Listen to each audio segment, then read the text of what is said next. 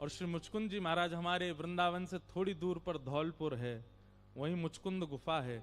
वहां जाकर के श्री मुचकुंद जी महाराज निद्रा में, सबके लिए तो निद्रा में चले गए, लेकिन वैसे भाव में चले गए, ठाकुर जी का स्मरण कर रहे हैं।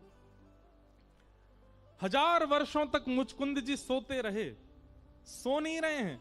नरसिंह मेहता इतने श्रेष्ठ भक्त हो गए, उसका कारण है कि उन्होंने पूर्व जन्म में ही भजन किया है। उनकी पूर्व जन्म की भक्ति फल दे रही है उनको। कभी भी किसी भी व्यवस्था को नकारात्मक मत मानो, उसमें कोई भगवत भाव सोच लो, तो जब भी वो अव्यवस्था होगी आपको लगेगा कि ये तो भगवत भाव है। जैसे अगर आप सोच लो कि मुझे जब जब ठोकर लगती है तो मुझे लगता है ठाकुर जी याद कर रहे हैं, तो आगे से जब भी ठोकर लगेगी, अच्छा ठाकुर जी याद कर रहे थे आप।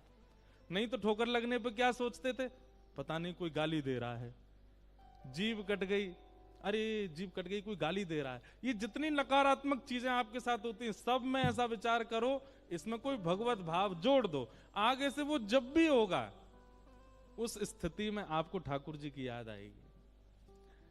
अब हमारा तो कथा का काम है, सब जगह जब लाइट जाती है तो हमने फिर ये भाव रख लिया ठाकुर जी आ गए। अब इसका ऐसा प्रभाव देखने को मिला कि कई बार ऐसा प्रसंग चल रहा होता है जहां ठाकुर जी प्रकट हुए और लाइट गई, वो अपने आप सार्थक हो जाती है बात। तो क्या बता रहे थे हम, मुचकुंद जी ने 1000 वर्षों तक भगवत भजन किया और 1000 वर्षों तक वहीं सोते रहे, आनंद करते रहे, ठाकुर जी का स्मरण करते रहे। सब देवताओं को लग रहा है कि मुचकुंद सो रहे हैं, मुचकुंद गहरी निद्रा में खर्राटे ले रहे हैं, लेकिन वास्तव में मुचकुंद भजन कर रहे हैं।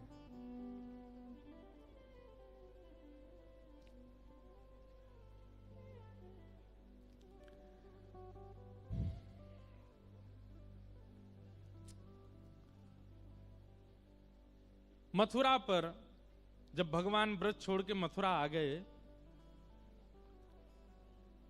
तो मथुरा पर एक तरफ से तो जरासंध ने चढ़ाई की और दूसरी तरफ से काल यवन ने चढ़ाई की। भगवान 17 बार जरासंध को हरा चुके थे। अब की बार यवन देश का कोई यवन आया है युद्ध करने के लिए, उसको भी नारद जी ने भेजा था। काल यवन अपनी सेना लेकर के जैसे ही आया भगवान से युद्ध करने के लिए, तो ठाकुर जी उससे युद्ध करने के लिए अकेले ही गए, कोई और किसी को संग लेकर के नहीं गए। बहुत ध्यान से सुनिएगा। ठाकुर जी उससे युद्ध करने के लिए जैसे ही गए, तो काल यवन तो पहले देख के आश्चर्यचकित हो गया, मैं इतनी सेना लेके आए, ये अकेला आ रहा है मुझसे लड़ने के लिए। ठाकुर जी अपने रथ पर बैठ करके गए अकेले, और थोड़ी दूर पर जाके रथ रोक दिया, अकेले स्वयं नीचे उतरे और कहा कि हे काल यवन, मैं अकेला लड़ रहा हूं तो तुमको भी अकेला ही लड़ना है मुझसे, आ जाओ। काल यवन लड़ने के लिए आया। भगवान बोले मैंने अस्त्र शस्त्र नहीं रखे हाथ में, तो तुम भी नहीं रखोगे, तुम भी छोड़ो। काल यवन ने भी अस्त्र शस्त्र छोड़ दिए, बोले मैं यहां युद्ध नहीं करूंगा, मेरे मन के स्थान पर युद्ध करूंगा। काल यवन गुस्सा में आ गया, बोले रुक तुझे बताता हूं अभी। ठाकुर जी आगे आगे दौड़ने लगे, पीछे काल यवन दौड़ रहा था। ठाकुर जी सीधे ले गए उसको मुचकुंद की गुफा में। मुचकुंद ने वरदान मांगा था, यदि मेरी कोई निद्रा भंग करे तो मैं उसको देखूं और जल के भस्म हो जाए। ठाकुर जी गए, तुरंत अपनी काली कमरी उतार करके सोते हुए मुचकुंद के ऊपर डाल दी। कितना बड़ा सौभाग्य। जा कारी कमरी के काजे पूरा ब्रजमंडल बाबरो रहो, वो पहली बार कौन को प्राप्त भाई, मुचकुंद को प्राप्त हुई। मुचकुंद के ऊपर ठाकुर जी ने उसको उड़ा दिया और स्वयं जाकर के छिप गए गुफा में। पीछे से काल यवन जैसे ही आया, उसने आकर के देखा, ए छलिया माखन चोर, देख यहां कैसे काली कमरी में छुप करके ढक करके अपने आप को छिप गया है मुझसे, रुक मैं तुझे अभी बताता हूं। जैसे ही उसने मुचकुंद को जोर से हिलाया, तुरंत खड़ा हुआ, नेत्रों से अग्नि प्रकट हो गई और काल यवन जल करके भस्म हो गया। और जैसे ही काल यवन की मृत्यु हुई, तभी उसको देखा, त्रिभंग लली श्याम सुंदर खड़े हैं दूर। नेत्र सजल हो गए, ठाकुर जी के चरणों में प्रणाम किया, भगवान ये मैंने क्या कर दिया, ये कौन था, इसकी मृत्यु, भगवान बोले तेरे द्वारा ही उसकी मृत्यु होनी थी, इसलिए योजना बनी, और मुझे तुझे दर्शन देना था, इसलिए योजना बनी। मैं तुम्हारी भक्ति से, तुम्हारे भजन से बहुत प्रसन्न हूं, और सबसे ज्यादा प्रसन्नता मुझे इस बात की कि तुमने अपने भजन को छुपाया निद्रा कह करके।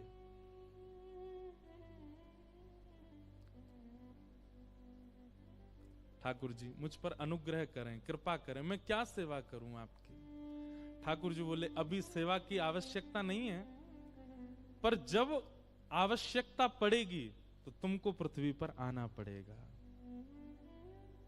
और ऐसा कहकर के ठाकुर जी दर्शन देकर के चले गए। जब कलयुग प्रारंभ हुआ तो श्रीमद् भागवत जी में वर्णन आता है कि भक्ति महारानी नारद जी को मिलती हैं वृंदावन में, और तब नारद जी ने भक्ति महारानी से पूछा तो भक्ति महारानी कहती हैं उत्पन्ना द्रविड़ेशाहम वृद्धिम कर्णाटके गताम क्वचित क्वचिन महाराष्ट्रे गुरुजरे जीर्णताम गतः। मेरा जन्म कर्नाटक में हुआ, द्रविड़ देश में हुआ, कर्नाटक में पली बड़ी, महाराष्ट्र में थोड़ी बहुत युवा हुई, लेकिन गुजरात में जाके मैं जीर्ण हो गई। ये बात भक्ति महारानी ने नारद जी से कही। तब नारद जी ने मन में विचार किया कि गुजरात में भक्ति जीर्ण, यानी कि भक्ति, ये आज जिस गुजरात का दर्शन आप करते हैं ऐसा गुजरात पहले नहीं था। पहले गुजरात कैसा था सुनो। माला मुद्रा देख तासुकी निंदा ठाने। गुजरात कैसा था? श्री नाभाजी कह रहे हैं यदि किसी के गले में कंठी दिख जाती थी, यदि किसी के माथे पर उर्दपुंड दिख जाता था, यदि कोई वैष्णव दिख जाता था गुजरात में, तो गुजरात में एक संप्रदाय थी जिसका नाम था महास्मारत। महास्मारत लोग भक्ति लौल से न जाने। महास्मारत, ये महास्मारत कैसे होते हैं? ये केवल यज्ञ करते हैं, केवल चमत्कार पर इनका विश्वास रहता है, और केवल बलि दे करके कैसे भी देवताओं को प्रसन्न करना है अपने काम बनवाने के लिए, इन लोगों को महास्मारत कहते हैं। ऐसे महास्मारतों की इतनी संख्या थी गुजरात में कि वो कहीं तिलकधारी, कंठीधारी, वैष्णव वेशधारियों को दिखते थे तो इतनी निंदा करते थे, इतनी निंदा करते थे कि वो गुजरात छोड़ के जब तक चला ना जाए तब तक निंदा करते थे। मैं जब ये भाव पढ़ रहा था ना, तब मेरे मन में आया तब तो अकेला एक गुजरात था, आज तो भारत के कई प्रांत ऐसे हो गए, ना जाने कितने नरसिंह मेहताओं को उत्पन्न होना पड़ेगा। इसलिए हमारी प्रार्थना है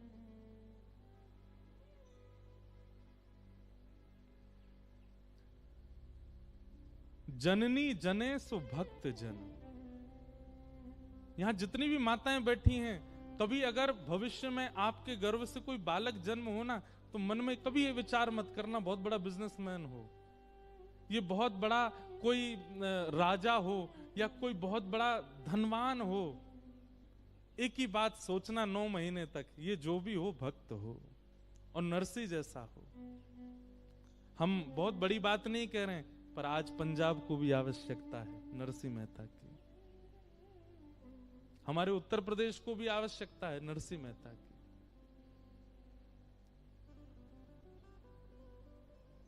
जब नारद जी ने सुना गुर्जरे जीर्णताम गता, उसी समय नारद जी के मन में आने लगा कि भाई इस गुजरात को कैसे संभाला जाए। तब नारद जी भगवान के पास गए और कहा कि भक्ति से हमको जो डिटेल मिली है, इस वक्त भारत में सबसे ज्यादा जो खराब स्थिति है वो गुजरात की है। कृपा करके गुजरात में कुछ ऐसा करना पड़ेगा जिससे वहां भक्ति प्रकट हो। तब भगवान ने नारद जी से कहा आपका ही शिष्य है। कौन? मुचकुंद। उसने बहुत भजन किया है और उसने हमसे कहा था कि हमें कोई सेवा दीजिए। अब उसी मुचकुंद को आप ले जाइए और जाकर के कलयुग में गुजरात में ही उनको जन्म करवाइए। तब श्री नारद जी महाराज मुचकुंद जी के पास गए और कहा देखिए अब ठाकुर जी ने आपके लिए आज्ञा की है, क्या इतना भजन किया, आपने कहा कोई सेवा दो, अब ठाकुर जी सेवा दे रहे हैं। जिस गुजरात में ऐसी स्थिति है, माला मुद्रा देख तासुकी निंदा ठाने, ऐसे गुजरात में जाकर के आपको भजन करना है। मुचकुंद जी ने वचन दिया, मैं वचन देता हूं कि गुजरात में जाकर के ऐसी भक्ति का प्रचार करेंगे कि वर्षों तक, कल्प कल्पांतरों तक जो भी गुजरात की भूमि में जन्म लेगा वो वैष्णव ही होगा। आज यदि पूरे भारत को अगर आप खकाल के देखेंगे तो सबसे ज्यादा जय श्री कृष्ण बोलने वाले, सबसे ज्यादा वैष्णव भाव रखने वाले भक्तों की संख्या गुजरात में है। ये नरसिंह मेहता की देन है गुजरात को।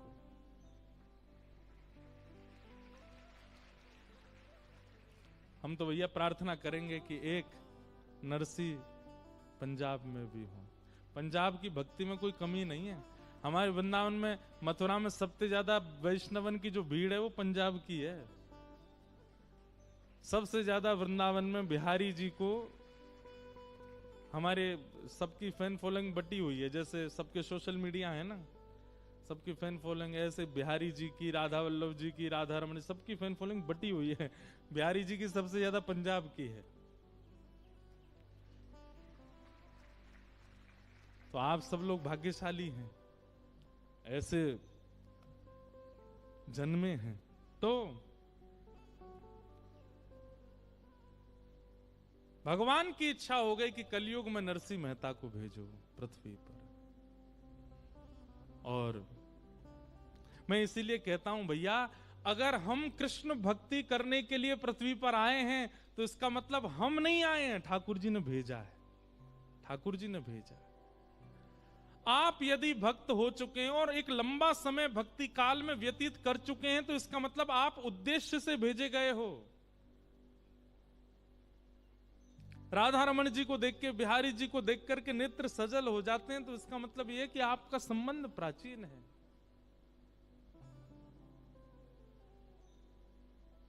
कई जन्मों से बुला रहे हो, कोई तो नाता जरूर होगा। नजरों से नजरें मिला न पाऊं, मेरी नजर का कसूर होगा। तुम ही तो मेरे माता पिता हो, तुम ही तो मेरे बंधु सखा हो। कितने रिश्ते तुम संग मेरे, कोई तो रिश्ता जरूर होगा। हम कुछ तो हैं ठाकुर जी के। और एक बात बोलूं, तुम मानो चाहे मत मानो, पर मुझे तो भरोसा है, मुझे तो विश्वास है कि हम पूर्व में ठाकुर जी के कुछ तो रहे होंगे। कछु नहीं तो श्याम सुंदर जब चल के गए होंगे तो उनके पामन के नीचे एक छेटा ही बन के आके मर गो होंगे, तभी या जन्म में कथा वक्ता बन के आए गए हो। हमारी पूनम दीदी पूर्व जन्म की कछु तो हैं, ये मक्खी होंगी जरूर है। और बिन बनाती भाई काऊ दिना ठाकुर जी खीर पे जाके बैठ गई होंगी। सो ठाकुर जी ने कही बड़ो रस चाख रही है, चल जा कलयुग में जाके खूब रस प्रवाह करियो। तो अब हम अपने आप को ऐसे तो कह नहीं सकते कि हम सूरदास रहे होंगे, हम कुंभन दास रहे होंगे, मक्खी चेंटी बोल सकें। कुछ तो हैं, हमने देखा तो है उनको। तो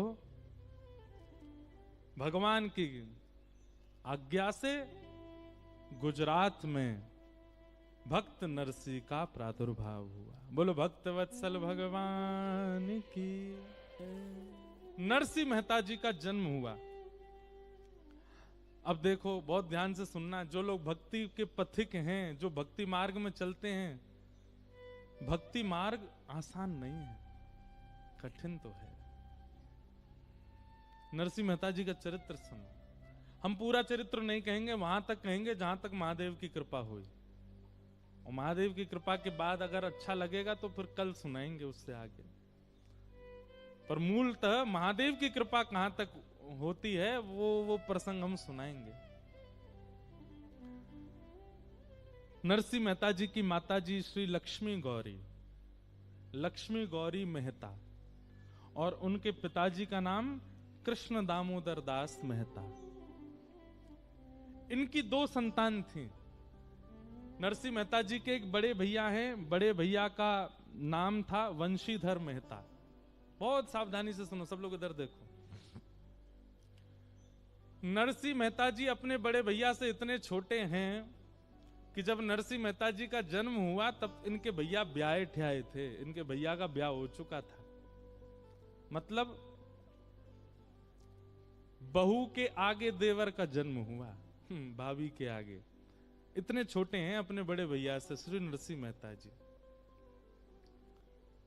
नेक नेक आगे खिसकाओ सब लोग, और जो जहां हैं वहीं बैठ जाओ, बस बिना बोले चाले आ जाओ।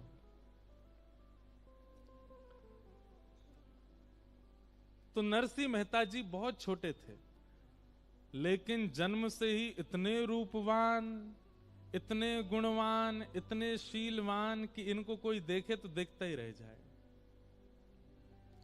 परंतु एक बात याद रखिएगा बंधुओं कि यदि कोई बहुत गुणवान दिख रहा है तो उसका मतलब है कि उसमें कोई दोष तो करके भेजा ही होगा ठाकुर जी ने।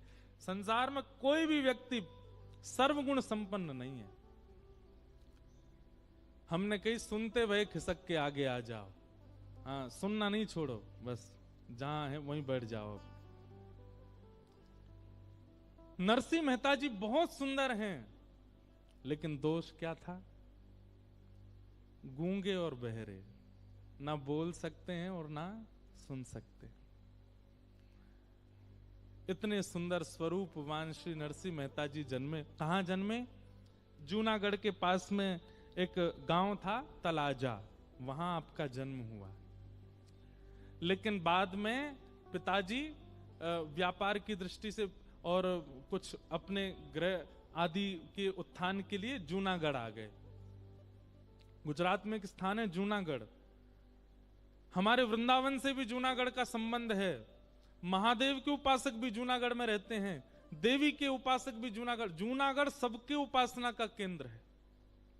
हमारी श्री राधा वल्लभी परंपरा के एक बहुत अच्छे भक्त हुए, उनका नाम था विठल दास। विठल दास जी भी वहीं रहते थे, जूनागढ़ में ही। बहुत अच्छे अच्छे चरित्र हैं जूनागढ़ के। श्रीमद् भागवत में दत्तात्रेय जी का प्रसंग आता है। दत्तात्रेय जी का स्थान जूनागढ़,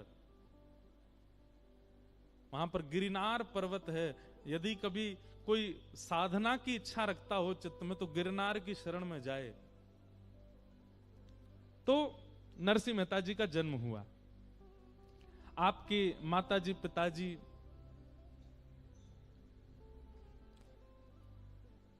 दोनों खूब प्रसन्न थे, लेकिन ठाकुर जी की इच्छा कुछ और ही थी। 5 वर्ष के थे केवल श्री नरसिंह मेहता जी, और तभी उनके माता पिता दोनों भगवत धाम प्रस्थान कर गए। चिंता तो रहती थी कि बालक बोलता नहीं है, और अधिकतर ऐसा होता है कि जिसको बोलना नहीं आता वो सुनता भी नहीं है। तो नरसिंह मेहता जी ना सुन पाते थे ना बोल पाते थे, माता पिता दोनों चले गए। ऐसी स्थिति में नरसिंह मेहता, एक बात याद रखिएगा बंधुओं, परीक्षाएं बहुत होती हैं। ठाकुर जी के पथ पर यदि आप चल रहे हो और आपकी परीक्षा नहीं हो रही है तो इसका मतलब है कि आप क्लासरूम से बाहर बैठे हो। क्लास में बैठोगे, टीचर की दृष्टि पड़ेगी तो फिर आपसे कुछ भी पूछा जा सकता है। ठाकुर जी की जीवन रूपी परीक्षा में यदि आप बैठे हो तो आपसे हर दिन एक प्रश्न किया जाएगा। प्रश्न मतलब आपकी परीक्षा ली जाएगी। और यदि आपकी कोई परीक्षा नहीं होती है तो इसका मतलब है कि आप बंक मार के बैठे हो बाहर। ठाकुर जी की दृष्टि पड़ नहीं रही है आपके ऊपर। छोटे से नरसिंह मेहता ना बोलना जानते हैं ना सुनते हैं। माता पिता भी बाल अवस्था में छोड़ के चले गए।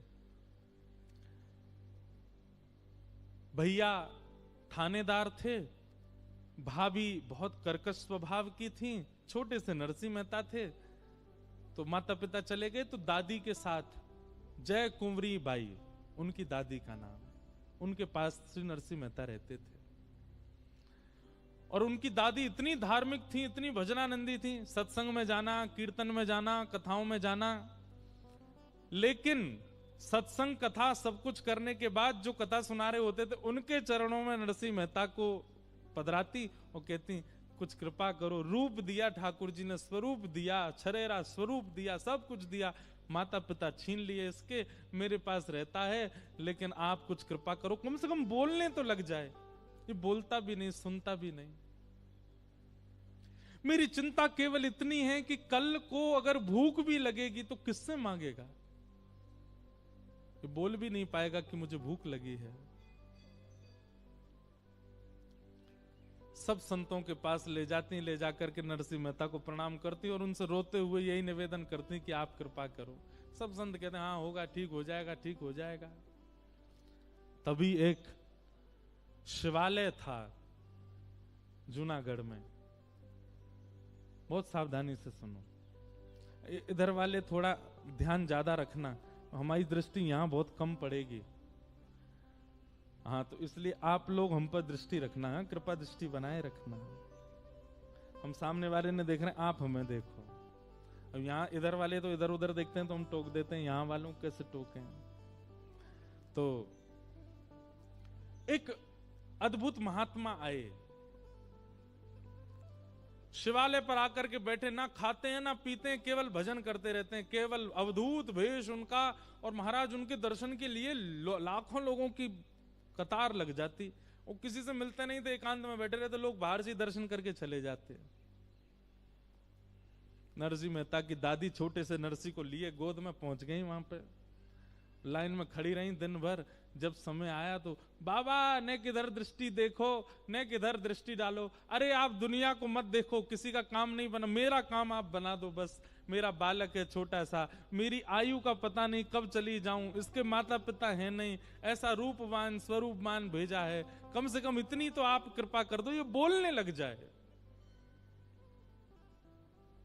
पता नहीं क्यों उन महात्मा के नेत्र खुले, और जैसे ही उन्होंने नरसिंह मेहता को देखा, मंद मंद मुस्कुरा रहे अपनी दादी की गोद में, तुरंत उस बालक को भीतर बुलाया और दादी लेकर के, जय कुंवरी बाई नरसिंह मेहता को लेकर के भीतर गई। और भीतर जाकर के जैसे ही नरसिंह मेहता के रूप से घुंघराले केश हैं, कटाक्ष ठाकुर जी जैसे नेत्र हैं। ठाकुर जी जब अपने वैष्णव भक्त को भेजते हैं अपनों जैसे ही बनाते हैं कई बार, और कई बार अगर ठाकुर जी को वैष्णव ठाकुर जी जैसा नहीं दिखे तो ये समझिए वहां को हृदय ठाकुर जी जैसा है। कई लोग होते हैं सुंदर नहीं है लेकिन फिर भी बहुत भक्त हैं, तो इसका मतलब हृदय ठाकुर जी जैसा है। नरसिंह मेहता के रूप को देख करके और उनके सौम्यता को देख करके वो महात्मा बड़े प्रसन्न हो गए।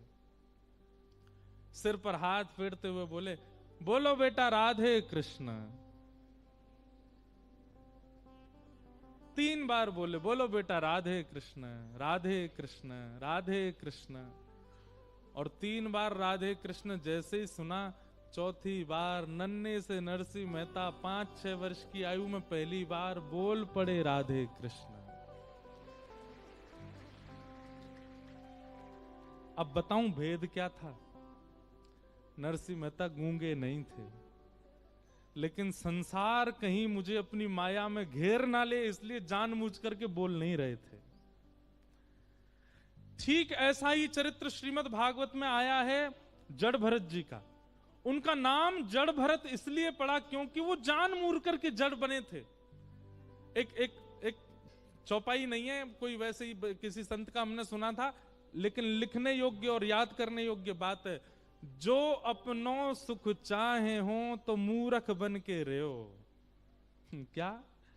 अपना सुख चाहते हो तो मूर्ख बन के रहो। आप जितने ज्यादा प्रबुद्ध बन करके रहोगे उतनी ज्यादा संसार आपको परेशान करेगा। चाय पीने की अरे हम बना के लाते हैं बढ़िया हैं, इलायची महाराज और क्या बोलते हैं उसको, अदरक ले, काली मिर्च ले, बढ़िया बना दी तो रोज तुम ही खोजे जाओगे। कहां हो? जल्दी आओ, बाइक पे बैठ के चाय बना जाओ हमारे लिए। लेकिन पहली बार में ही चाय ऐसी बना के पिला दी कि महाराज नरक की याद आ गई। अगली बार कहोगे चाय बनाओ, भाई तू बैठो ही रहे, तू मत बना। लेकिन ये जानबूझ के नहीं करना है। भजन के लिए अगर ऐसा करना पड़े संसारियों के सामने तो ये बहुत अच्छा है। भाई अगर हमने ज्यादा अपनी प्रबुद्धता दिखा दी तो ये सबरे तो हमको लगा देंगे संसार में। इसलिए नरसिंह मेहता वो गूंगे नहीं थे, वो महात्मा पहचान गए कि ये बालक गूंगा नहीं है, ये तो कोई पूर्व जन्म का साधक है, कहीं संसार मुझे ना बोलने में लगा दे, संसार मुझे अपना ना बना ले, इसलिए जन्म से ही करके बैठा है कि मैं बोलूंगा नहीं। अब तो महाराज राधे कृष्ण उनसे क्या बुलवाया, राधे कृष्ण राधे कृष्ण, कहां तो 5 वर्ष तक बोले नहीं, और अब बोलना शुरू किया तो अब शांत हुए नहीं।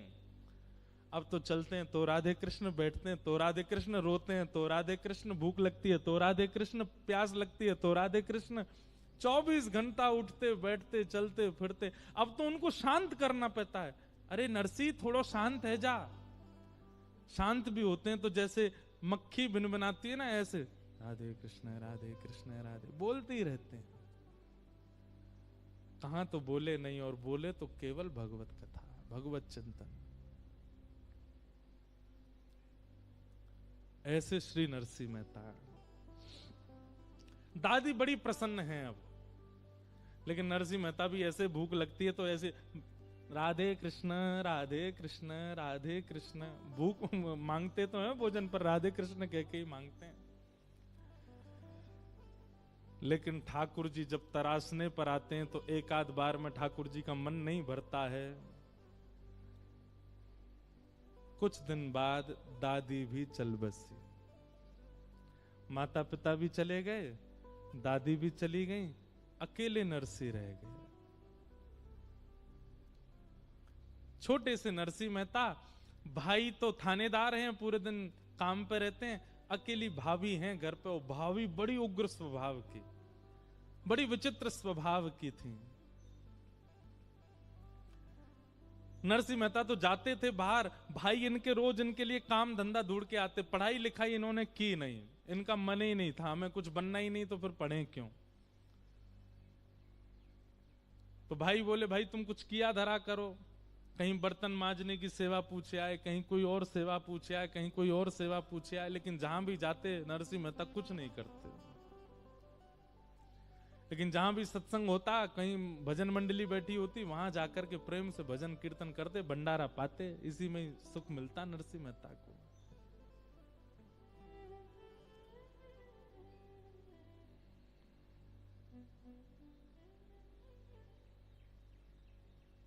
एक दिन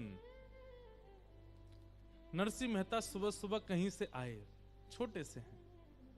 अच्छा, नरसिंह मेहता जी का जो मूल नाम है, आज हम पढ़ रहे थे, नरसिंह मेहता जी का नृसिंह रामदेव ये नाम था, नृसिंह राम मेहता। बाद में उनका नाम फिर नरसिंह हो गया, उनका मूल नाम नृसिंह राम मेहता। आज आए और आकर के केवल राधे कृष्ण बोलते हुए आए, लेकिन अब भाभी तो राधे कृष्ण वाली भाषा जानती नहीं, तो उनके आगे थोड़ा बोलते, भाभी माँ मुझे बहुत जोर की प्यास लगी है, गला सूख रहा है, थोड़ा सा जल दे दीजिए। जल की याचना जैसे ही करी, इनकी भाभी तो उग्र स्वभाव की, खूब सुनाया।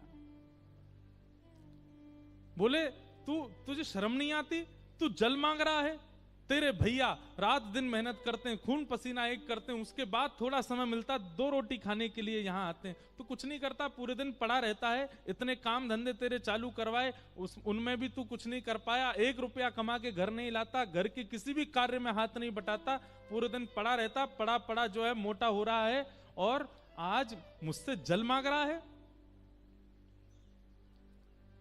तेरे जैसे देवर को अगर मुझे छूट मिल जाए तो जल नहीं विष पिलाना चाहिए। एकमात्र, अब देखो ठाकुर जी की लीला, भाई छोड़या बंधु छोड़या जग सोई, साधुअन संग बैठ। सबकी कथा सुन लीजिए, सारे भक्तन के सबसे पहले संसार ही छुड़वाए ठाकुर जी ने। इसलिए भैया जाकू संसार तो बहुत मोह हो ना, ठाकुर जी तने दूर ही रही हो। इसका मतलब ये नहीं है कि नरसिंह मेहता की तरह सब भगवत धाम चले जाएंगे, पर आपका ममत्व कम हो जाएगा। ऐसो दुख दीजो ही माही। हमारे हरिवंश परंपरा के श्री भोरी सखी कहती हैं, बस्ती छोड़ एकांत बिठावो, बातन सो घबराही, ऐसो दुख दीजो ही माही। संसार को ये दुख लगता है, परंतु भक्त को बहुत अच्छा लगता है, उसको सबसे दूर कर देते हैं ठाकुर जी। आज भाभी ने रोष करके, चिल्ला करके, डांट करके, निकल जा घर से बाहर, करता धरता कुछ है नहीं, पानी मांग रहा है मुझसे। बंधुओं, नरसिंह मेहता ने ना एक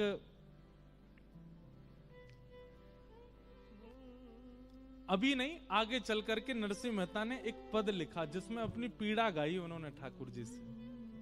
नरसिंह मेहता कहते हैं,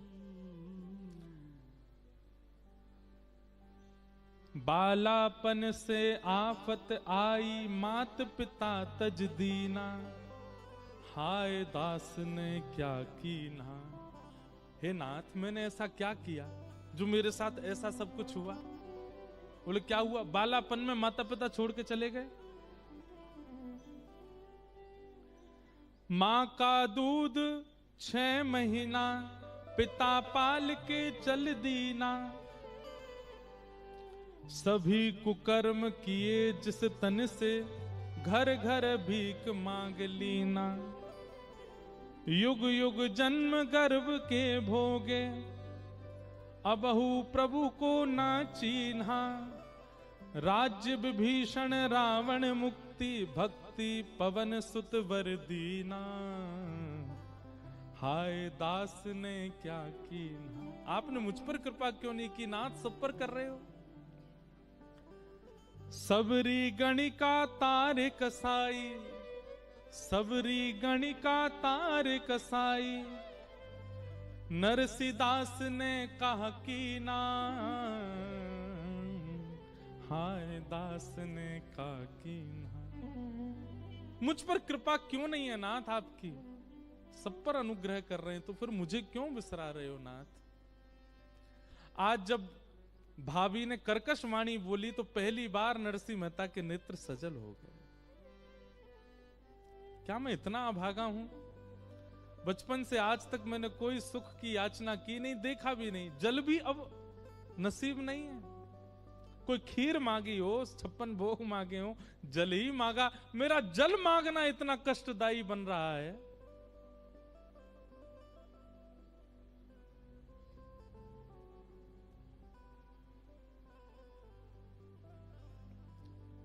क्या वह स्वभाव पहला,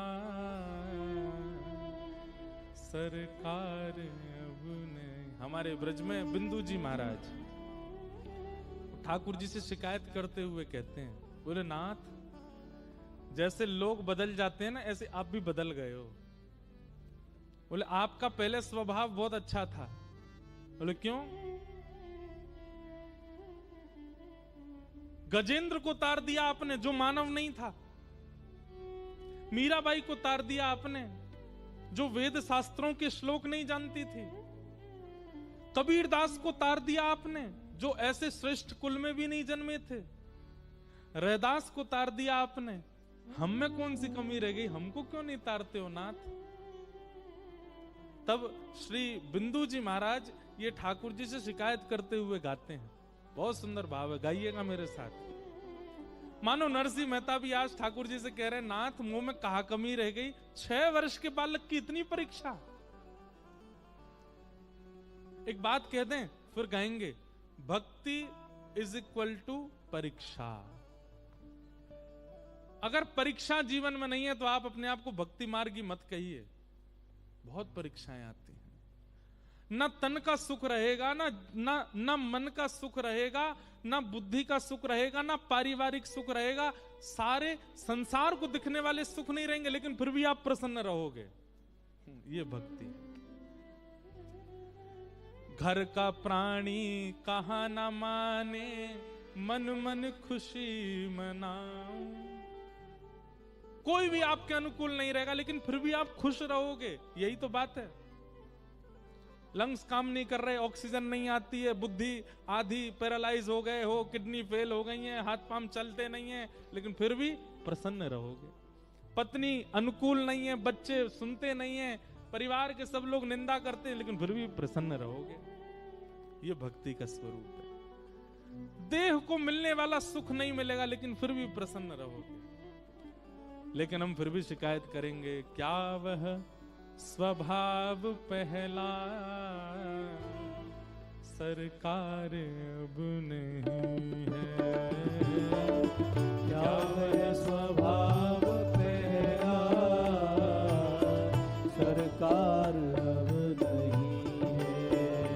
हम दीनों के वास्ते क्या दरबार अब नहीं है। हम दीनों के वास्ते क्या दरबार अब नहीं है। ओ क्या वह स्वभाव पहला सरकार अब नहीं है। क्या वह स्वभाव पहला सरकार अब नहीं। बिंदु जी कहते हैं, या तो दयालु मेरी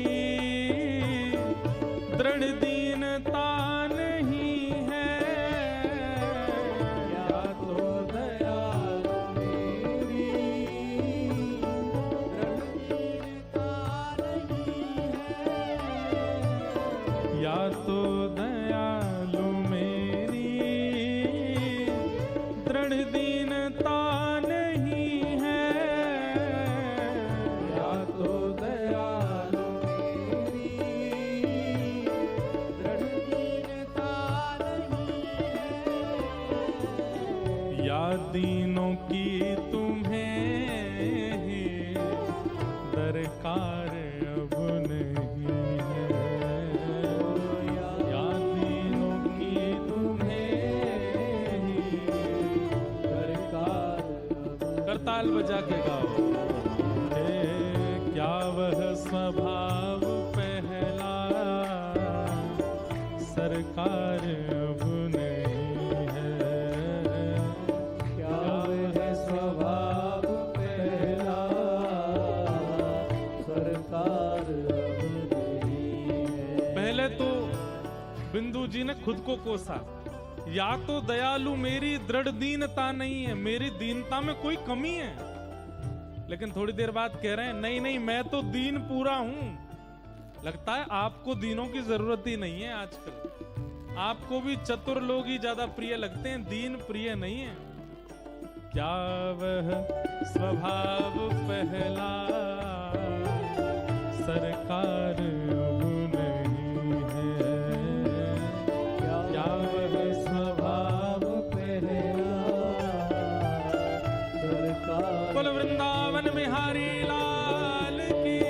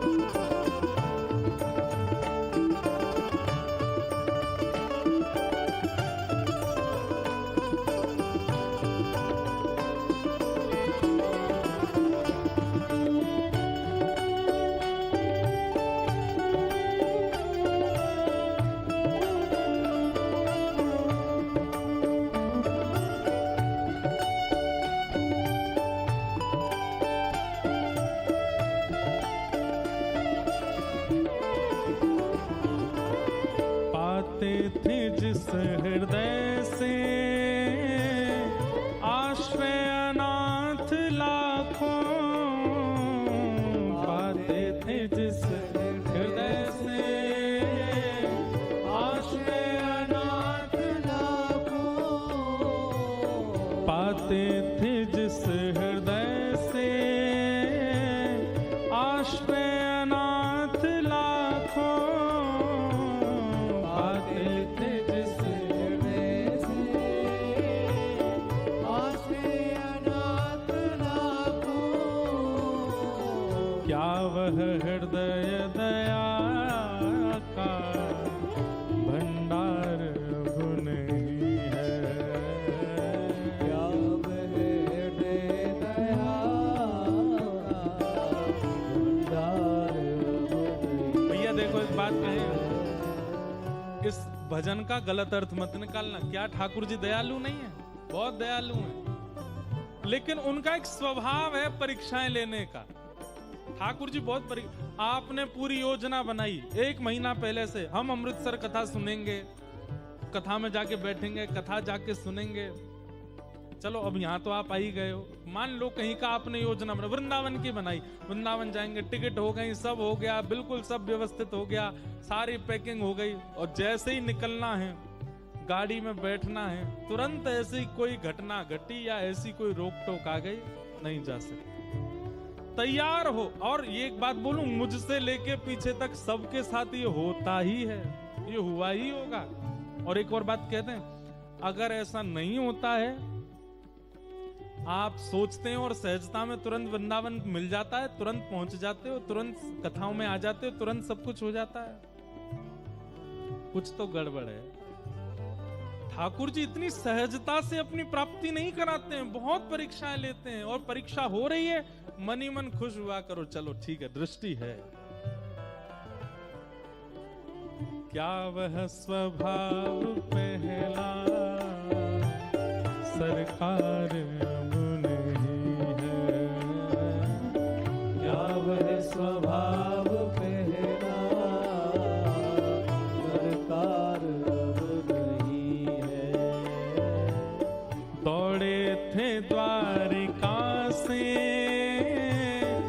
जिस पर अधीन होके, दौड़े थे द्वारका से जिस पर अधीन होके, दौड़े थे द्वारिका से जिस पर अधीन होके, दौड़े थे द्वारका से जिस पर अधीन होके, उस अश्रु बिंदु से भी क्या प्यार अब नहीं है। उस अश्रु बिंदु से भी क्या प्यार अब नहीं। पांडवों की सभा में निर्वस्त्र हो रही है द्रौपदी, और जैसे ही नेत्रों से अश्रुपात हुए, दोनों भुजा उठा करके, हे कृष्ण द्वारिकावासी क्वासी क्वासी महाभुजा, जैसे ही पुकारा द्वारिकाधीश को, वसन रूप भय श्याम, तुरंत ठाकुर जी द्वारिका से दौड़ करके गए, वस्त्र बन करके द्रौपदी की लज्जा को बचाया, द्रौपदी की लाज को बचाया। ठाकुर जी एक अश्रु बिंद आपने टपकने नहीं दिया द्रौपदी का। और हम लोग कभी कभी आपके विरह में इतने व्याकुल हो जाते हैं, आप आते क्यों नहीं है नाथ? उस अश्रु बिंदु से भी क्या प्यार अब नहीं है। उस अश्रु बिंदु से भी क्या प्यार अब नहीं है। ओ, क्या वह स्वभाव पहला सरकार अब नहीं है। क्या है स्वभाव तेरा सरकार अब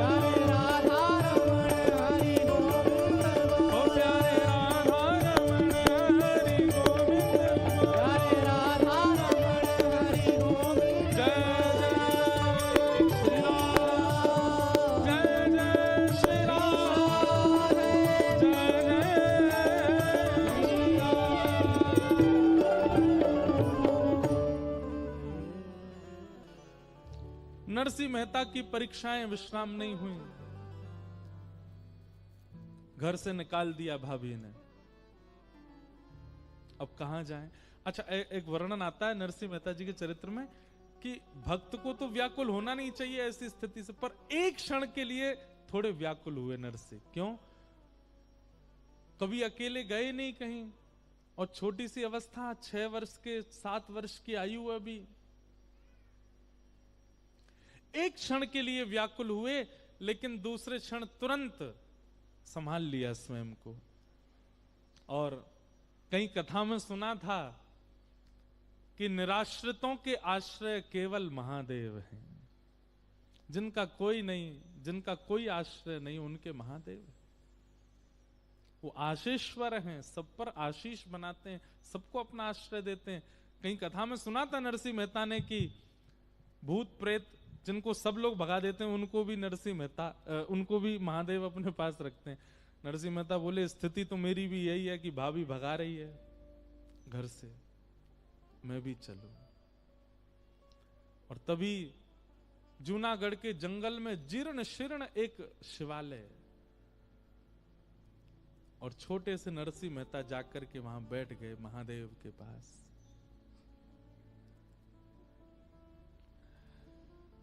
महादेव ने मन में विचार, नरसिंह मेहता ने मन में विचार किया कि प्राण त्यागना, आत्मदाह करना, ये एक वैष्णव का लक्षण नहीं है। जीवन की परिस्थिति स्थितियों से कभी भी देह त्याग की भावना भी किसी वैष्णव के चित्त में नहीं आती कि मैं आत्महत्या कर लूं। लेकिन स्थिति पूरी बन चुकी है नरसिंह मेहता की। नरसिंह मेहता बोले, मैं देह त्याग तो नहीं करूंगा, पर अनशन व्रत करूंगा। और महादेव के सामने बैठ गए। जल तो है नहीं, दूध तो है नहीं पास, अश्रु जल गिरते जा रहे हैं, और वही अश्रु जल ही महादेव पर गिर रहे हैं। 7 दिन 7 रात्रियों के लिए श्री नरसिंह मेहता नेत्र बंद करके केवल विरह भाव में चले गए।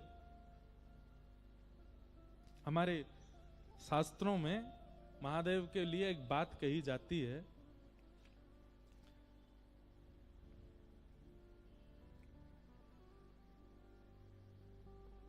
कि महादेव महादेव महादेवेति यो वदेत एकेन शंभु प्रीता स्यात् द्वाभ्याम शंभु ऋणी भवेत। इतनी सुंदर बात है, बहुत ध्यान से सुनना। हमारे शास्त्र कह रहे हैं कि एक बार यदि महादेव के सामने जाकर के दोनों भुजा उठा करके कोई द्रवित हृदय से, कोई आर्त हृदय से एक बार कह दे महादेव, तो महादेव अपनी योग निद्रा से, अपने ध्यान से तुरंत नेत्र खोल करके उसको देखने लग जाते हैं, और तुरंत महादेव लग जाते हैं कि इसकी पीड़ा क्या है, उसको मैं निवृत्त कर दूं, उसको मैं निवारण कर दूं। एक बार महादेव का नाम कोई आर्त भाव से कह दे तो महादेव उसकी समस्याओं को हल करने में लग जाते हैं। लेकिन यदि कोई 3 बार महादेव कह दे, एक बार में जब महादेव ऐसे हो जाते हैं, तो 2 बार और जब वो महादेव कहता है तो महादेव सोचते हैं अब तो मेरे ऊपर ऋण आ गया, अब तो इसने मुझको ऋणी बना दिया है। महादेवेत यो वदेत एकेन शंभु प्रीतायस्य, एक बार से शंभु महादेव इतने प्रसन्न हो जाते हैं। द्वाभ्याम शंभु ऋणी भवेत, 2 बार में तो महादेव पे ऐसा लगता है उनको कि मुझ पर ऋण आ गया हो।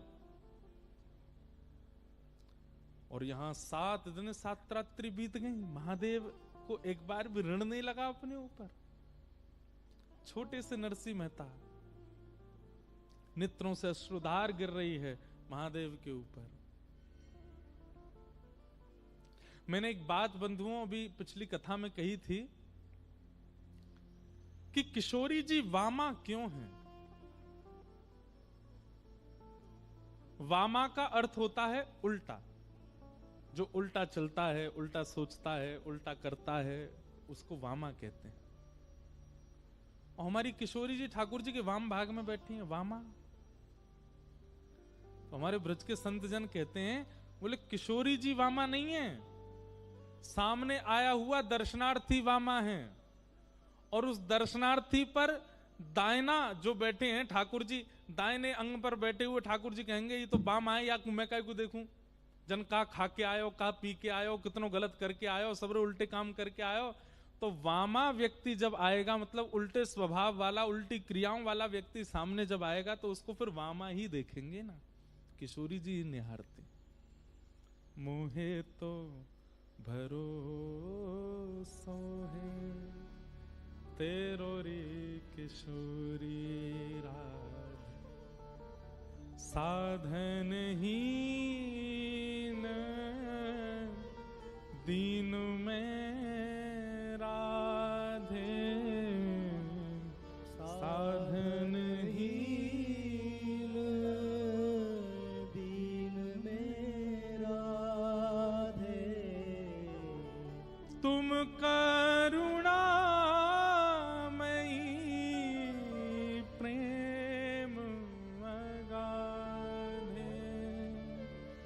तुम करुणामयी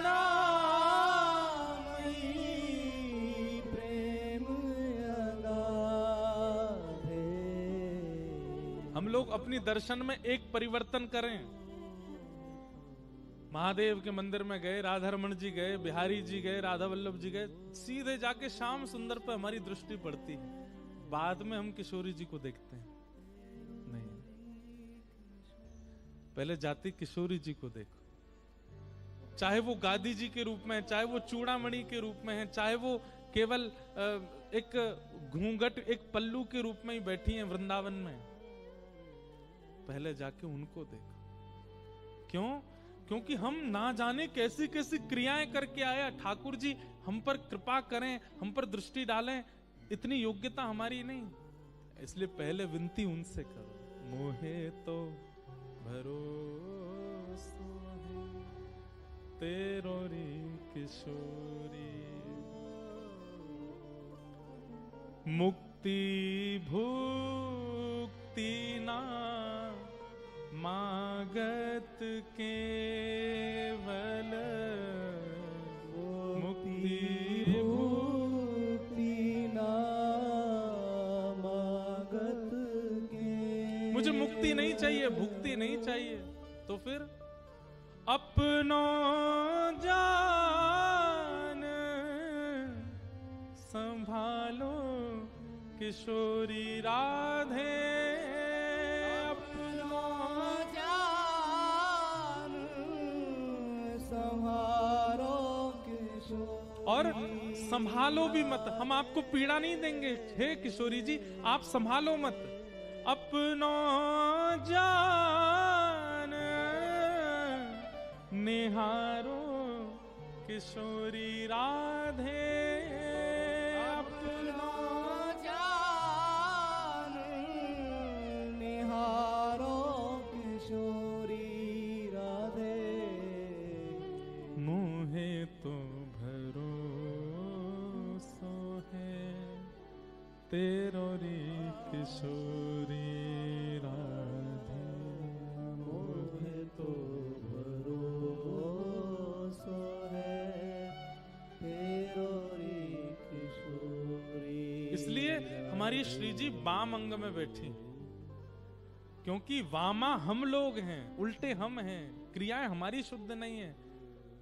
और वो वाम अंग में बैठ करके ये बात बता रही हैं कि जो वामा प्रकृति के हैं उन पर मैं दृष्टि डालूं, ताकि वो दाहिने में बैठे ठाकुर जी के योग्य बन सके। इसलिए किशोरी जी वाम अंगा है। महादेव ने 7 दिन 7 रात्रि बीत गए, लेकिन नन्हे से बालक नरसी के अनशन पर कृपा नहीं हुई। और जब महादेव की कृपा नहीं हुई, तब पराम्बा जगदम्बा पार्वती जी व्याकुल हो गई नरसिंह मेहता को देख, और गई महादेव के पास। बोले आप, पूरा विश्व आपको भोला भोला कहती है, भोले भंडारी, सहज कृपा करने वाले शिव। और यह नन्हा सा बालक 7 दिन 7 रात्रि से आपका अनशन कर रहा है और आप बिल्कुल मौन अवस्था में हैं। आप कृपा क्यों नहीं कर रहे हैं? महादेव प्रसन्न हो गए। प्रसन्न होकर के महादेव बोले, हम तो पहले क्षण से ही इस पर कृपा करना चाह रहे थे, पर हमारे मन में था हम अकेले नहीं करेंगे और आपसे हम कहेंगे नहीं, करेंगे तो युगल करेंगे कृपा। हम तो प्रतीक्षा कर रहे थे कि आपके चित्त में भावना प्रकट हो इस पर कृपा करने की, तब हम दोनों कृपा करें। मैं तो पहले क्षण से तैयार बैठा हूं उसके पास जाने को, पर प्रतीक्षा आपकी कर रहा था, आपके साथ चलूं और कहूं ना आपसे, आपके मन में आवे कि इस पर कृपा हो, उसकी प्रतीक्षा कर रहा था। कई बार बंधुओं, हार मत माना कीजिए। आपके भजन में, आपके साधन में, आपके भाव में करते करते समय निकल जाए, हार मत मानिए। शायद भीतर कोई अंतरंग, कोई भाव, कोई प्रतीक्षा का कुछ क्रम चल रहा है और वो आपने पूर्ण नहीं होने दिया, उससे पहले आप पीछे मुड़ गए। इसलिए हार मत माना कीजिए भजन में, प्रतीक्षा किया कीजिए। प्रतीक्षा प्रेम में आवश्यक है। 7 दिन 7 रात्रि पूर्ण हुए और नरसिंह मेहता के प्रेमाश्रुओं से वह शिवलिंग गीला हो चुका है। और तभी देवादिदेव महादेव साक्षात पूरे विश्व के संहार कारक श्री आशीश्वर महादेव प्रकट हो गए। और अकेले नहीं, साक्षात अपने साथ में परांबा जगदम्बा गौरी को लेकर के प्रकट हुए। दोनों युगल प्रकट हो गए। बोलो देवादेव महादेव शंकर भगवान की। नमः पार्वती पतये हर हर महादेव।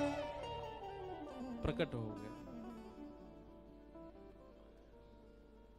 नरसिंह मेहता के नेत्रों पर मानो जैसे कोई सूर्य का प्रकाश पड़ता है ना, तो नेत्रों में एक ऐसा अनुभूति होने लगती है कि मानो कोई प्रकाश आगे से आ रहा हो, थोड़ा छुपाने लगे स्वयं को। ऐसा श्वेत प्रकाश नरसिंह मेहता के मुखमंडल पर आने लगा। और तभी नेत्र खोल करके देखा, ध्याये नित्यम महेशम रजत गिरिनिभम, मानो जैसे चांदी का पर्वत प्रकट हो गया। चारु चंद्रावतमशम, चारु चंद्रमा, द्वितीया का चंद्रमा अपने मस्तिष्क पर धारण किया। रत्ना कल्पोज्वलांगम पयुष मृगवरा भीति हस्तम प्रसन्नम, प्रसन्न मुद्रा है। पद्मासीनम समन्ता, पद्मासन में बैठे हैं। स्तुतम अमर गणई, बड़े बड़े निर्मलात्मा शुद्धात्मा जिनकी स्तुति गा रहे हैं, ऐसे महादेव प्रकट हो गए। नरसिंह मेहता सामने बैठे हैं। बीते दिन 7 शिव धाम ते न जातवार, पर काहू तुच्छ द्वार सो ही सुध लेते हैं। ये प्रियादास जी कह रहे हैं भक्तमाल में। 7 दिन बीत गए, लेकिन शिव जी ने उन पर कृपा नहीं की। तब पार्वती जी जाके शिव जी से कहती हैं कि अगर किसी तुच्छ के भी द्वार पर वो गिरा होता, वो भी कृपा करता, आप क्यों अनुग्रह नहीं कर रहे हैं? तब महादेव कृपा करके आए और प्रकट होते ही महादेव ने नरसिंह मेहता के अश्रु पहुंच करके तुरंत क्या बोले कि बोले बर मांग आज मांगे वो न जानत हूं, तुम जोई प्यारो सोई देवो चित चेत है। जितने भी वैष्णव बैठे हैं बहुत ध्यान से सुनिएगा। महादेव ने थोड़ी पर हाथ रखा और नरसिंह मेहता से बोले, नरसिंह बोले बर मांगो, वरदान मांगो, क्या चाहिए, क्यों रोते? वरदान मांगो मुझे, क्या मैं देना चाहता हूं तुम्हें। और नरसिंह मेहता क्या कह रहे हैं, आजू मांगी वो ना जानत हूं। ये एक हर वैष्णव को, हर भक्त को, हर नाम जापक को ये बात याद कर लेनी चाहिए। ठाकुर जी कभी प्रकट है जाए, महादेव कभी प्रकट है ना, नारद जी कभी सामने आ जाएं, अरे आपके गुरुदेव प्रसन्न होकर के आपसे कहने लग जाएं कि कुछ मांगो, तो क्या कहना है, हमको मांगना नहीं आता, हम मांगना नहीं जानते। जैसे अबोध बालक है, कोई करोड़पति घर आ जाए, बालक से कहो जा बेटा थोड़ा प्रणाम कर, 2-4 हजार रुपया तो दे ही देगा। बालक जाके उसको प्रणाम करे, अरे बेटा क्या चाहिए, एक टॉफी दिला दो। वो करोड़पति से भी एक टॉफी ही मांगता है, क्योंकि अबोध है, अज्ञानी है। ऐसे अबोध अज्ञानी बन जाए करो, हमें तो कुछ पता ही ना कहा चाहिए।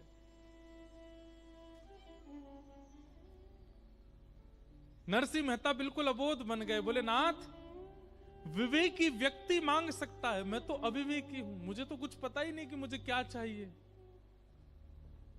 महादेव बोले यदि तुमने वरदान नहीं मांगा तो हमको संतुष्टि नहीं होगी, हमारी संतुष्टि के लिए कुछ मांग लो। नरसिंह मेहता कहते मांग लूं? बोले मांग लो।